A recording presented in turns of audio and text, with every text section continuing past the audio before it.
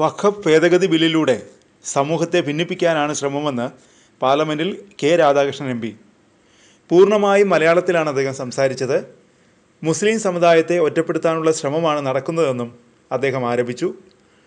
Bill പാസ്സാക്കുന്നതോടെ Kerala നിയമസഭ പാസ്സാക്കിയ പ്രമേയം അറബിക്കടലിൽ കളയേണ്ടി വരുമെന്ന് കേന്ദ്രമന്ത്രി സുരേഷ് ഗോപിയും പറഞ്ഞു.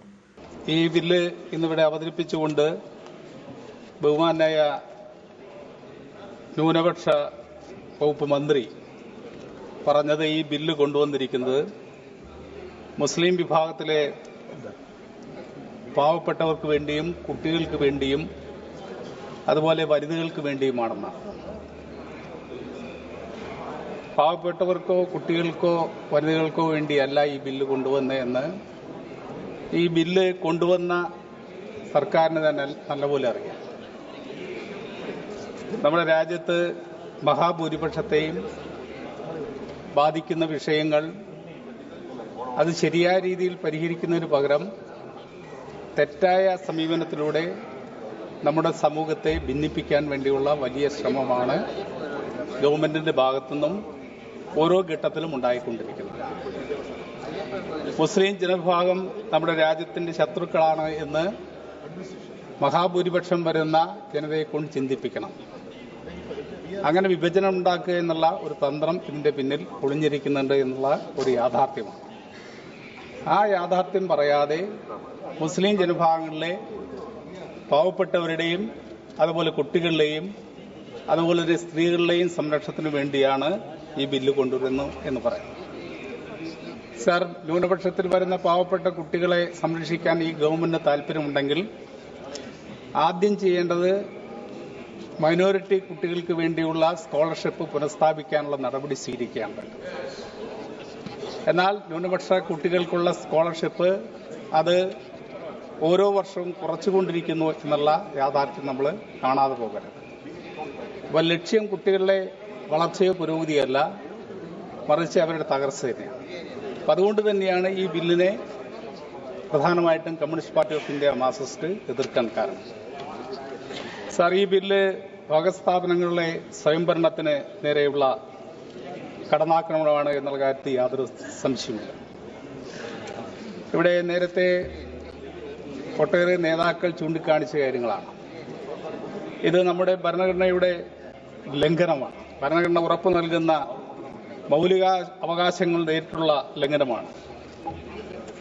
വഖഫ് സ്വത്തുക്കളുടെ നിയന്ത്രണം കേന്ദ്രീകരിക്കാനും മുസ്ലിം സമൂഹത്തിന്റെ അവകാശങ്ങളെ ദുർബലപ്പെടുത്താനും മതപരമായ കാര്യങ്ങളിൽ സർക്കാർ അതിക്രമിച്ച് കിടക്കുന്നതിന്റെ അപകടകരമായ കീഴ്വഴക്കം സൃഷ്ടിക്കാനും ഈ ബിൽ ഉദ്ദേശിക്കുന്നു.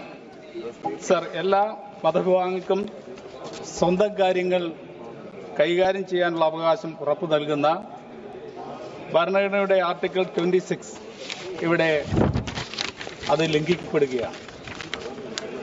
സർ, മുസ്ലിം സമൂഹത്തിന് അവരുടെ മതപരമായിട്ടുള്ള കാര്യങ്ങൾ നിർവഹിക്കുന്നതിനുള്ള അവകാശമുണ്ടാകും. അത് നിഷേധിക്കുന്ന സമീപനം സ്വീകരിക്കാൻ പാടില്ല. എന്തുകൊണ്ടാണ് ഈ സമീപനം സ്വീകരിക്കുന്നതെന്ന് നാം പരിശോധിക്കേണ്ടതാണ്. വഖഫ് ബോർഡുകളിലെ അമുസ്ലിമുകളെ ഉൾപ്പെടുത്തുന്നത് മുസ്ലിം സമൂഹത്തിന്റെ മതപരമായ സ്വയംഭരണത്തിലുള്ള നേരിട്ടുള്ള കടന്നാക്രമണമാണ്.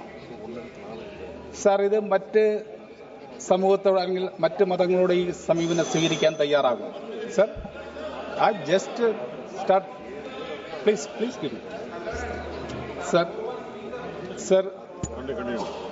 സർ, ഞാനൊരു ഒറ്റ കാര്യം സൂചിപ്പിക്കുകയാണ്. സർ, കേരളത്തിൽ ദേവസ്വം ബോർഡുകളുണ്ട്. ഒരിക്കൽ ഒരു ദേവസ്വം ബോർഡിലെ മെമ്പറുടെ പേര് ഒരു ക്രിസ്ത്യൻ പേരുമായി ബന്ധപ്പെട്ട് ബഹുമാനപ്പെട്ട മന്ത്രി സുരേഷ് ഗോപിയെ ശ്രദ്ധിക്കുന്നുണ്ട്. ഒരു ക്രിസ്ത്യൻ പേര് വന്നതിന്റെ പേരിലാണ് അത് ക്രിസ്ത്യാനിയാണ് എന്ന് തെറ്റിദ്ധരിച്ചുകൊണ്ട് വലിയ കലാപം നമ്മുടെ കേരളത്തിലുണ്ടായി. അതായത് ഹിന്ദു ദേവസ്വം ബോർഡിലേക്ക് 1987 ഹിന്ദു ക്ഷേത്രം ഹിന്ദുക്കൾക്ക് വിട്ടുകൊടുക്കണം എന്ന് പറഞ്ഞുകൊണ്ടുള്ള വലിയ സമരം അന്നാണ് അവിടെ നടത്തിയത്. സർ, സർ, സർ,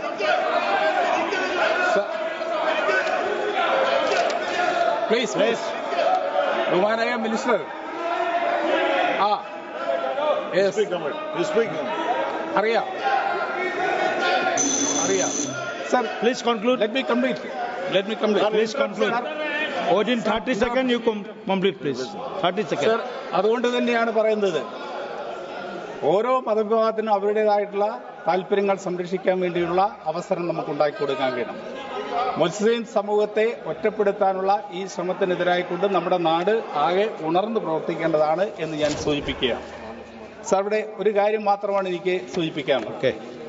അതായത് ഈ ബില്ലിനെ അനുകൂലിക്കുന്നവർ ശ്രദ്ധിക്കേണ്ട ഒറ്റ കാര്യം, സാർ, നമുക്കറിയാം ഹിറ്റ്ലർ ജർമ്മനിയെ എങ്ങനെയാണ് ഫാസിസത്തിലേക്ക് കൊണ്ടുപോയത്. അന്ന് ആ ഹിറ്റ്ലറുടെ ഫാസിസത്തെ സപ്പോർട്ട് ചെയ്തിരുന്ന ഒരു കവി മാർട്ടിൻ ലിയോൺ മുള്ളർ എന്ന് പറയുന്ന ആ കവി പിന്നീട് പറയുകയുണ്ടായി. എന്താണ് പറഞ്ഞത്? അദ്ദേഹത്തിന് വിലാപകാവ്യമാണ്.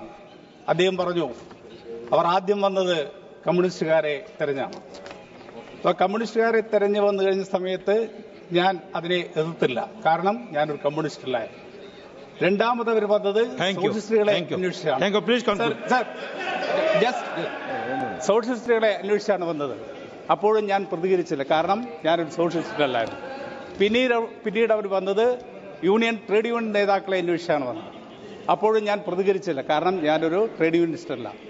പിന്നീട് അവർ അന്വേഷിച്ച് വന്നത് ജൂതന്മാരെ അന്വേഷിച്ചാണ്. അപ്പോഴും ഞാൻ പ്രതികരിച്ചില്ല, കാരണം ഞാനൊരു ജൂതനായിരുന്നില്ല. എന്നാൽ അവസാനം അവർ വന്നത് എൻ്റെ അടുത്തേക്കാണ്, എന്നെ അന്വേഷിച്ചാണ് വന്നത്. അപ്പോഴേക്കും എനിക്ക് വേണ്ടി പറയാൻ ആരുമുണ്ടായിരുന്നില്ല എന്ന് അദ്ദേഹം പറയുകയുണ്ടായി. അതുപോലെ തന്നെയാണ് ഈ ബില്ലിനെ അനുകൂലിക്കുന്നവർക്ക് ഭാവിയില്ലാത്ത അവസ്ഥ ഉണ്ടാകാതിരിക്കാൻ മുൻകരുതലെടുക്കാൻ കഴിയണം എന്ന്. आपका नाम लिया है, आप कुछ बोलना चाहते? He mentioned your name. Sir, I definitely do want to keep the decorum of the House and also the position that I am in. But unnecessarily, my name was taken to rake up a certain situation which is worming in the state of Kerala. Right. I will tell you, these people in the Assembly of Kerala have passed a resolution. Tomorrow, after the Rajya Sabha decision, that resolution is going to be drowned in the Arabian Sea. You just wait for this episode. It is happening. The people of Kerala. Okay. Sir, Thank you. I cannot yield. I will not yield. I will not yield. Thank you. No. Please. No. Honorable Member Sri K.C. Benugopal ji. K.C. Benugopal ji, please. Please be seated. Honorable Member, please be seated. Please. Gopi ji, please. Gopi ji, please. Please be seated. Asaduddin Owaisi ji, please. माननीय सदस्य श्री केसी बेणुगोपाल. Thank you, Honorable Chairman, for giving me an opportunity